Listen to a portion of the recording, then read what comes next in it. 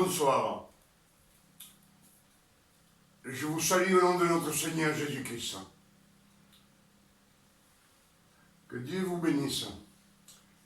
Une fois de plus, je suis devant vous. Je suis entre vous. Et je suis content. Parce que j'ai l'honneur et le privilège de vous apporter encore un message de la part de notre Seigneur Jésus-Christ. Un message par rapport à la grâce et aux connaissances.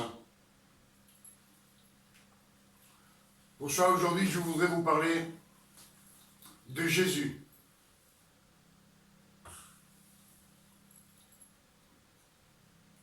Dans la Bible, on sait bien que Jésus n'est pas mentionné. Le nom de Jésus est invisible dans la Bible.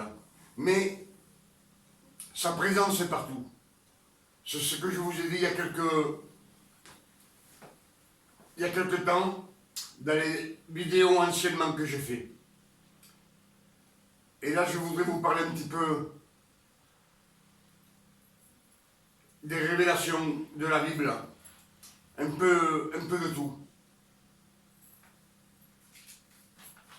Primo, je vais vous parler de la Genèse. La Genèse 3, verset 24. Genèse 3, verset 24. Dieu dit, quand Adam et Ève péchèrent dans le jardin d'Éden, qu'il les vêtit de peau de bête. Et il les fit partir du jardin d'Éden. Mais il les fait partir non par méchanceté, il les fit partir par amour. Parce que Dieu ne voulait pas qu'ils prennent de l'arbre de vie qu'il y avait dans le jardin.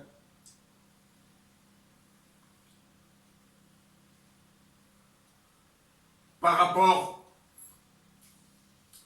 qu'avec le péché rentrait la mort dans l'homme et les maladies incurables. Et s'il mangeait de ce fruit qui donnait la vie éternelle, ils auraient pu vivre des milliers d'années avec une maladie incurable. Et Dieu ne voulait pas ça. Dieu a horreur de la mort, mais aussi horreur du péché. Mais comme c'est un Dieu juste, sa justice est juste, comme ils avaient péché, il fallait une condamnation. C'est pour ça qu'il les fait partir. Et dans l'arbre de vie, il mit 2 chérubins aux épées flamboyants pour que personne n'approche prendre de l'arbre de vie et pouvoir vivre des milliers d'années. Ça, c'est Genèse 3, verset 24.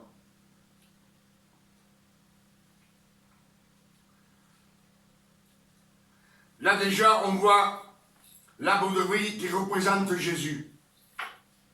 Même qu'il ne soit pas Jésus écrit, il n'est pas mentionné. Mais on voit que la vie, celui qui donne la vie éternelle, c'est Jésus. Genèse 6, verset 14. Dieu dit à Moïse, fais-toi une arche,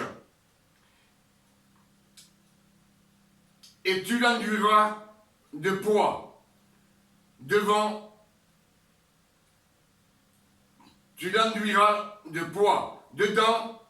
et dehors.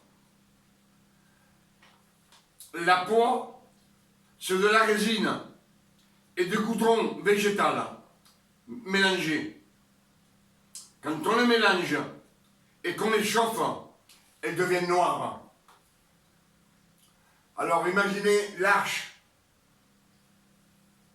de Noé, noire à l'intérieur et noire à l'extérieur. Ça, c'est l'arche de Noé. Pourquoi? Parce que même si ça représente Jésus, le Sauveur, le monde devait finir là. Dieu extermina le monde, même les bêtes, les hommes et les bêtes, il les extermina. Mais par grâce, il choisit Noé, qui rentra dans la barque. Lui, sa femme, ses 3 fils et ses 3 belles-filles. Mais ça représente déjà l'arche de l'Alliance.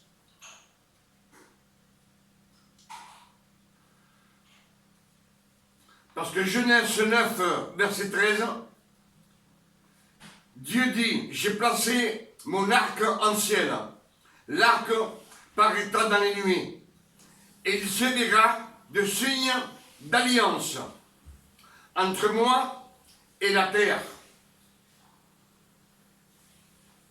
Dieu dit à Noé, tel est le signe de l'alliance que j'établis entre moi et toute chair qui est sur la terre.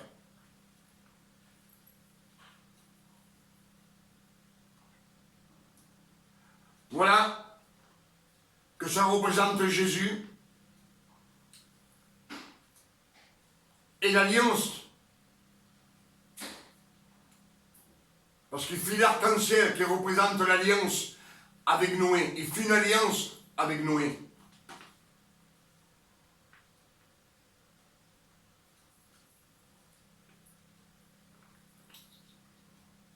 Ça représente déjà l'arche de l'alliance, l'arche de Noé et l'alliance en 2 fois. Parce que la grâce était encore loin. Genèse 14, verset 17. Melchisédek, roi de Salem, sacrificateur du Dieu très haut, qui fit porter du pain et du vin à Abraham. Ça fut encore une alliance. Et Melchisédek représente Jésus. Et le pain et le vin représentent l'alliance. Pour ça, je vous dis que Jésus est partout dans la Bible.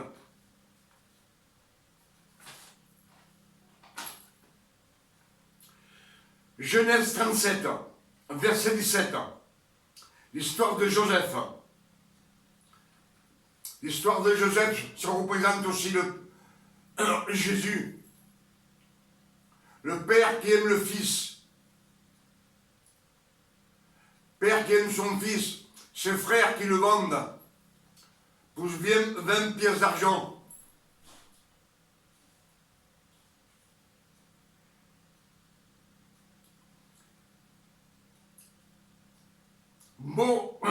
Potiphar qui l'achète. Et par rapport à sa femme, il tombe en disgrâce, on le met en prison. Et après, quelques années plus tard, comme il révèle les songes, il arrive devant Pharaon, et Pharaon lui donne tout le pouvoir d'Égypte. Ça représente Jésus. Lui, il donna du pain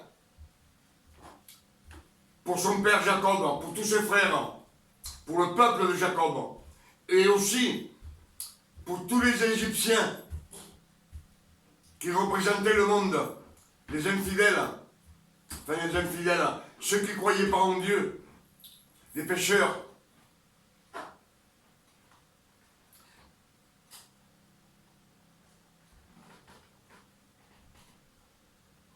Ça représente Jésus aussi.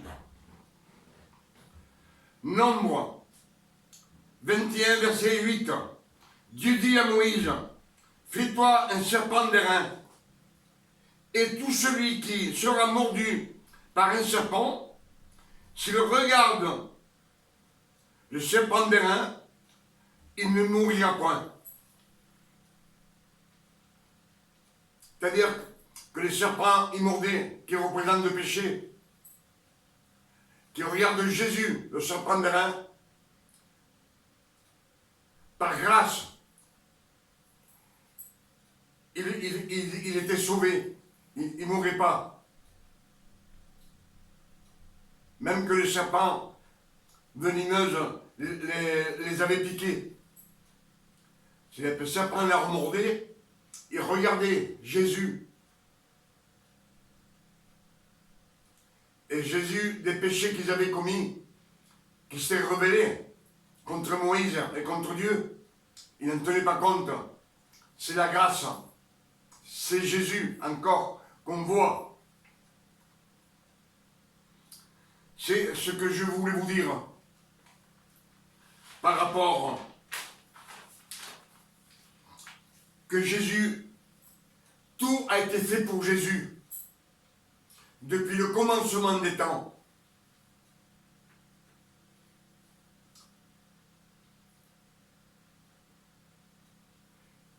Et pour nous, son peuple, déjà, Dieu, quand il fit le ciel, la terre, les animaux, le jardin d'Éden, Adam et Ève, il dit que le 7e jour, il se reposa. Dieu se reposa et ce jour, il le sanctifia. C'est la première fois qu'on voit la sanctification dans la Bible. La première fois, c'est la sanctification qu'on voit dans la Bible. Mais bon, on sait bien que Dieu ne se fatigue pas. Mais ce repos, c'est pour Jésus à la croix et pour nous, son peuple. Je pense que vous m'avez bien compris.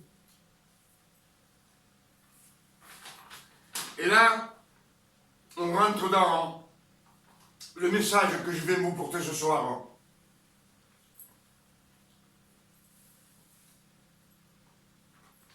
C'est par rapport de l'arche de l'Alliance.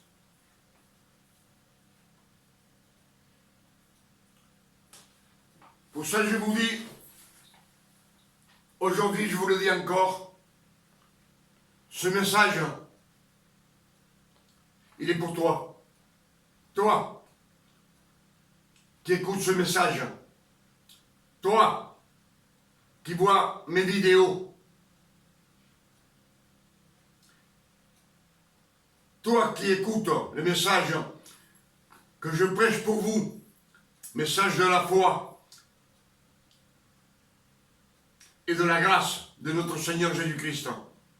C'est pour toi. Toi qui es chrétien ou chrétienne. Toi qui aimes Dieu, qui aime Jésus, qui lit les Saintes Écritures de la Bible.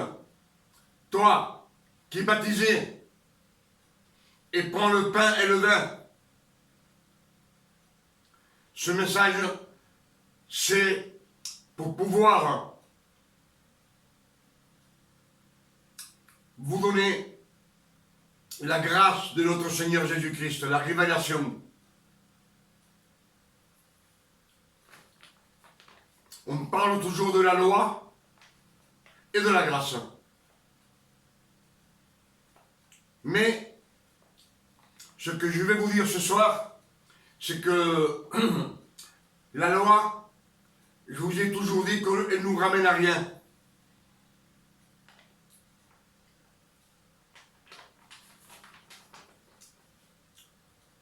Pour ça, en Genèse 3, verset 24, Dieu mit les chérubins aux épées flamboyants pour garder l'arbre de la vie. ces chérubins, ils gardent la justice de Dieu. Anciennement, il y en avait 3 chérubins, mais il y en a un qui est tombé. Restait Lucifer. C'est Lucifer qui est tombé, entraînant un tiers des étoiles du ciel.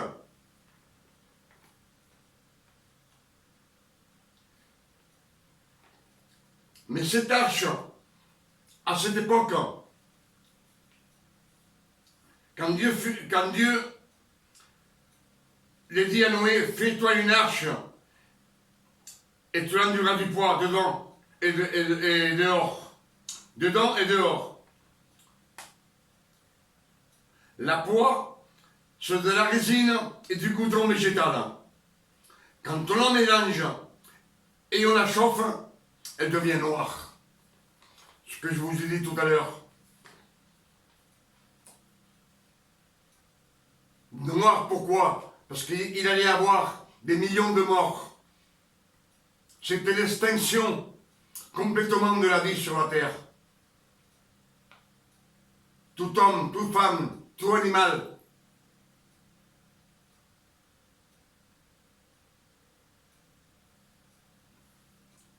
Tous les animaux du ciel, tous les oiseaux, tous périr.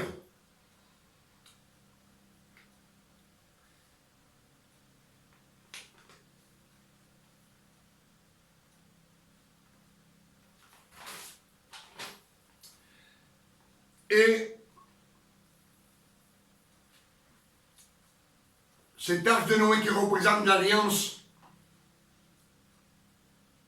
avec Noé, c'est une alliance avec l'arc-en-ciel. Et en Exode 37, 37 verset 1, Bezalel construit l'arche de l'alliance et il la couvrit d'or pur à l'intérieur comme à l'extérieur, et plaça 2 anges d'or, 2 chérubins, pour garder les tables de la loi, c'est-à-dire les 10 commandements. L'arche de l'alliance représente Jésus. C'est Jésus, l'arche de l'alliance. Dans l'arche de l'alliance,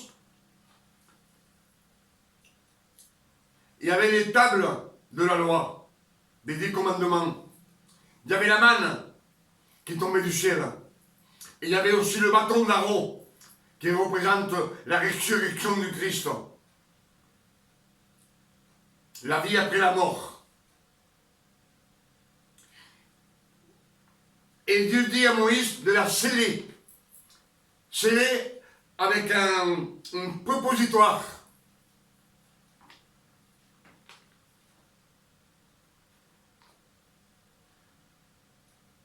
Un propositoire.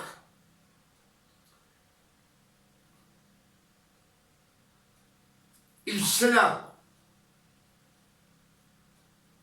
C'est là que quand il faisait un sacrifice, sur le dessus, il mettait le sang.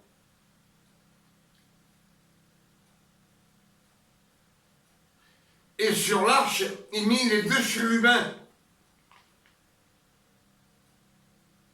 pour garder les tables de la loi, pour les garder, pour que personne ne les voie et que personne n'en ait connaissance des 10 commandements. Il mit le propitiatoire sur l'arche et les 2 chérubins pour garder la justice de Dieu. Ces 2 anges de Dieu qui gardent la justice de Dieu, c'est l'ange Gabriel et l'ange Michael. C'est eux qui gardent.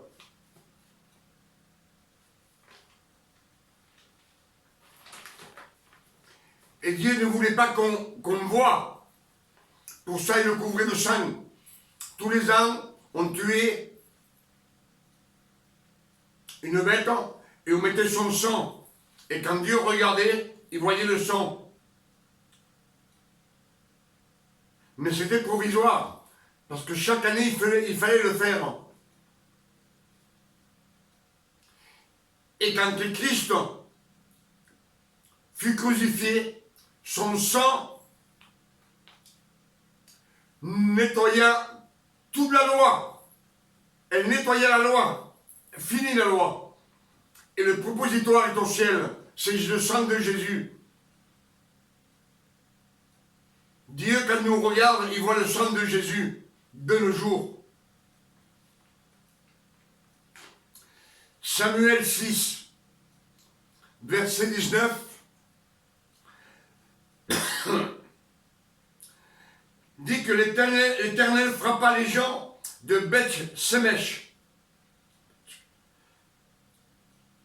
L'Éternel frappa les gens de Beth-Semesh lorsqu'ils regardèrent à l'intérieur de l'arche de l'Alliance. Et l'Éternel frappa 50 000 personnes et 70 hommes parmi le peuple de l'Éternel fut frappé de grandes plaies. C'est ce que disent les Écritures. Parce que Dieu ne voulait pas qu'on enlève le couvercle et qu'on regarde la loi. Les 10 commandements. Ça devait arriver en son temps. Parce que la loi est dans les entrailles. L'arche de l'Alliance, c'est Jésus. Et la loi est dans ses entrailles. La résurrection est pour l'avenir.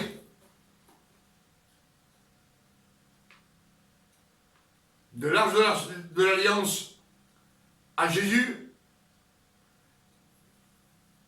il y a presque plus de 1000 ans, ou même plus.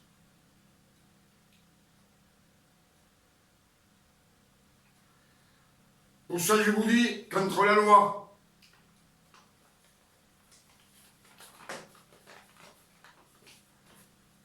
quand Christ a ressuscité, la loi, il l'a annulée. On a beau dire qu'on veut faire ci, on veut faire ça, on va faire des efforts.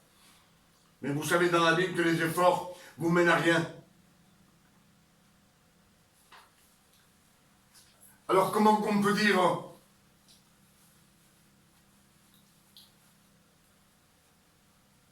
comme la grâce et la loi, il y a beaucoup de différences.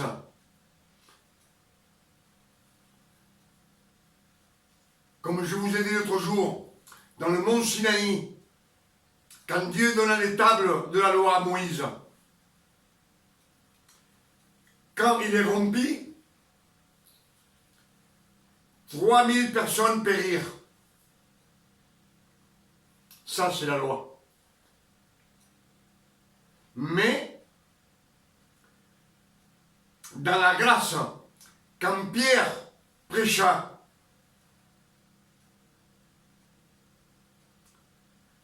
quand l'Esprit Saint est venu, Pierre prêcha et 3000 personnes se convertirent. Alors je ne vois pas pourquoi nous, on dit toujours, non parce que la loi il faut faire ci, il faut faire ça, il faut que je fasse ci, il faut que je fasse ça. Ça, Dieu n'en veut pas. Dieu ne veut rien de vos efforts. Quand vous faites des efforts, Dieu s'assoit. Quand vous lâchez quelque chose et vous dites Seigneur, je le mets entre tes mains, lui travaille pour toi. Et lui et toi, tu t'assois. Alors laissons Dieu travailler pour nous. Dieu travaille pour nous. Tout te le dit dans la Bible. C'est lui qui te bénit. C'est lui qui te donne à manger tous les jours. C'est lui qui te garde. Alors laissons-le faire. Confions-nous en lui. Confions que c'est la foi en Jésus-Christ. Confions-nous en lui, en Jésus. Voilà ce que je peux vous dire ce soir. On voit bien que sous la loi, au mont Sinaï, 3000 personnes périrent. Et quand ils ouvrirent, qu'ils voulurent regarder l'intérieur de l'arche de l'Alliance, 50 000 personnes périrent. C'est beaucoup, 50 000 personnes. Et 70 hommes du peuple, parce que c'est le peuple d'Israël,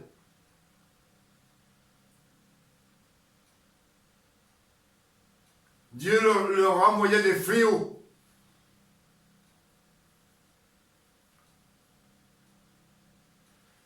C'est ce que je vais vous dire un petit peu des Écritures. Tout ce que je vous ai dit vient des Écritures. Si Dieu a mis à l'arbre de vie, il mit 2 chérubins qui représentent l'ange Gabriel et l'ange Michael avec des épées, pour que personne n'approche. Il a mis aussi 2 anges sur l'arche de l'Alliance pour garder, pour que personne ne s'approche. Et on voit la preuve, quand ils s'approchent, ils veulent regarder, 50 000 personnes périr. Parce qu'ils ouvrirent le tombeau. On voit bien ça aussi dans le film Indiana Jones, quand il ouvre le couvercle. Mais ça, c'est de la fiction. Je pense que c'est de la fiction. Mais on va voir que les héros du film qui sont attachés à un poteau, ils ferment les yeux. Ils ne regardent pas. Et rien ne les arrive. Parce que tout celui qui regarde, il est exterminé. Poussière. Alors prenez garde à la loi. Dieu dit, Jésus-Christ, je suis le chemin, la vérité et la vie. Celui qui vient à moi sera sauvé. Celui qui ne vient pas à lui ne sera pas sauvé. Et en venant à lui, ce n'est pas en disant Seigneur, je t'aime, ou Jésus, je crois que tu es mort sur la croix pour moi. Non. Non, Dieu, Christ Jésus, la loi l'a annulé complètement. Il ne veut pas que tu sois religieux. Il ne veut pas que tu fasses des sacrifices. Il ne veut pas que tu fasses des rituels. C'est ce que je vous dis toujours. Si vous priez, priez à Dieu et demandez ce que vous voulez.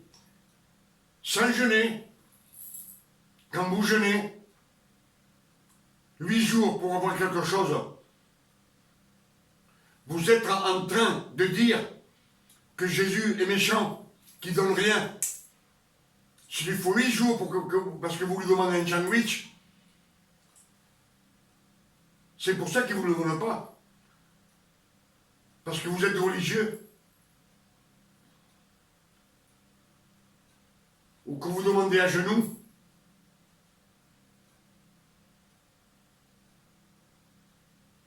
Je vous ai dit déjà dernièrement, quand vous priez le Seigneur, donnez grâce pour tout ce qu'il fait dans votre vie. Donnez grâce pour vos enfants, parce que vous vivez sur la terre un jour de plus.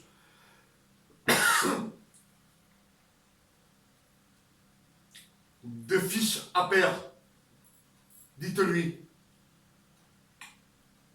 Et quand vous demandez pareil.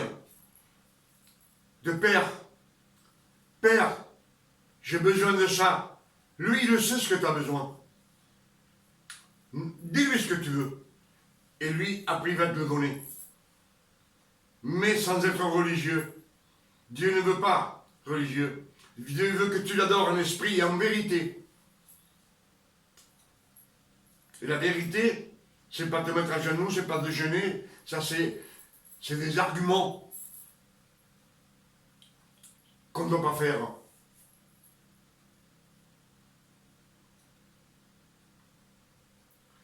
Quand vous dites que Dieu vous garde,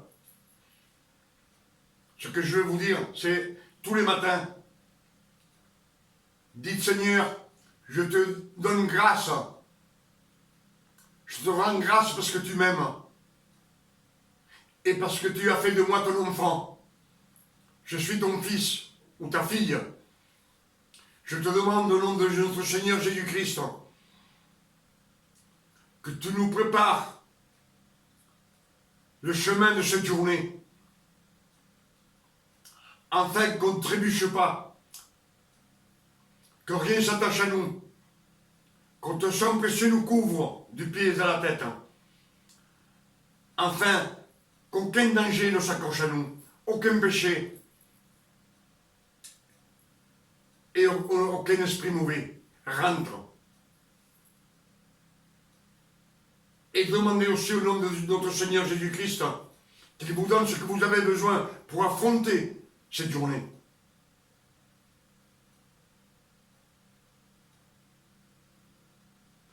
Et quand vous prenez le pain et le vin, Dieu dit que chacun se juge soi-même. C'est pas te juger parce que tu es pécheur. Il faut te juger que tu es saint de péché. Que Christ t'a nettoyé de tout péché, passé, présent et futur. Et que tes péchés ne sont plus en toi. Ton âme est sainte. Parce que Dieu, quand il te regarde, il voit Christ Jésus. Tu es couvert du sang de Jésus. Et Dieu voit le sang de Jésus.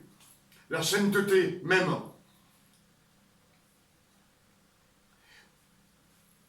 C'est quand tu vois la coupe.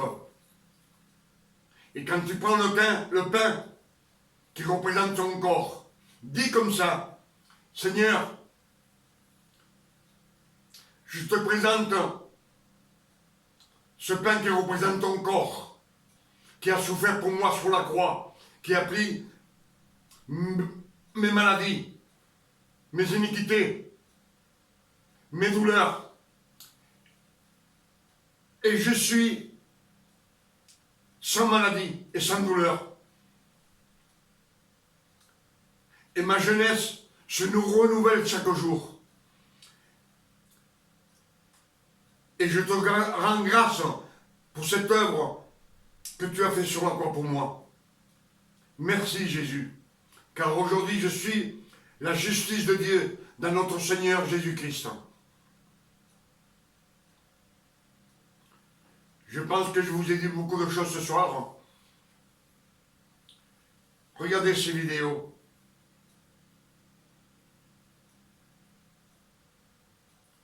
La crainte de Dieu.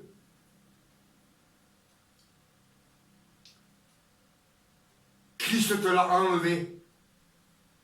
Si on fait quelque chose pour Dieu, c'est par amour. Dieu nous aime.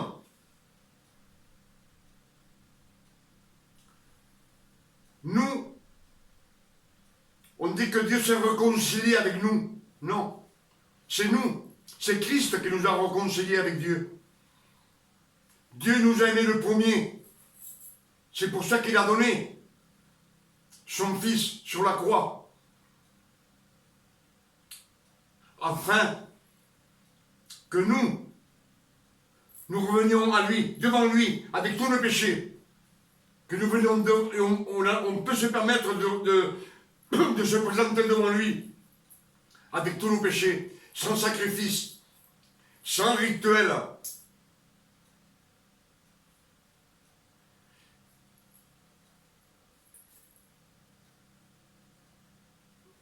Et sans des choses religieuses.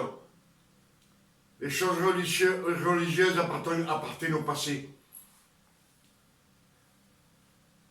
Il y a 2000 ans que tout ça est fini. Voilà, je pense que je me suis bien expliqué. J'ai fait ce que je peux pour pouvoir vous ouvrir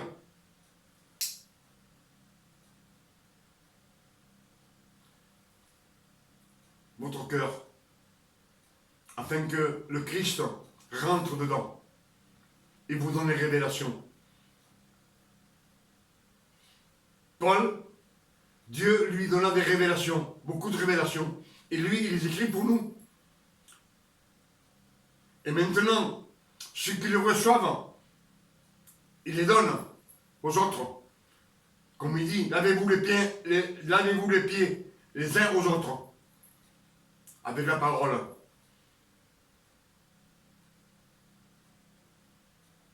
C'est la parole qui vous nettoie. Et c'est la parole que peu à peu,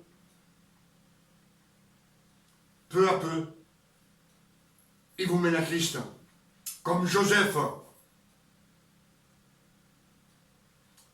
de l'esclave, il est monté peu à peu, jusqu'à qu'il est monté sur le trône. Presque pour le trône, parce que c'est lui qui commandait Joseph. Je vous laisse avec ces quelques mots, et je vous dis que Dieu vous bénisse et vous garde. À bientôt. Amen.